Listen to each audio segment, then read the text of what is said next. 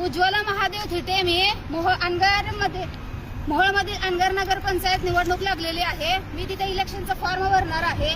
त्यासाठी आमचे माजी आमदार राजनजी पाटील, विक्रांत पाटील, अजिंक्य राणा पाटील हे गेली 8 दिवस झाले मी तिथे यायचंय म्हणून. तर सगळीकडे नेटरे आपल्याला आणि निवडणुकीचा अधिकार माझ्यापासून हिसकावून घ्यायला लागलाय.